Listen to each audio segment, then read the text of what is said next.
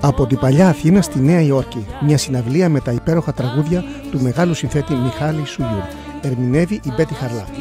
Φιλική συμμετοχή Τάσος Παπαϊωάννου. Για μας γελαϊδούν τα πουλιά. Κυριακή 9 Φεβρουαρίου στις 6 το απόγευμα στο Χιώτικο Σπίτι στην Αστόρια. 40% από τις χορηγίες θα διατεθούν για ενίσχυση των οργανισμών Greek Children's Fund, Cyprus Children's Fund, Athenian Society Children's Fund.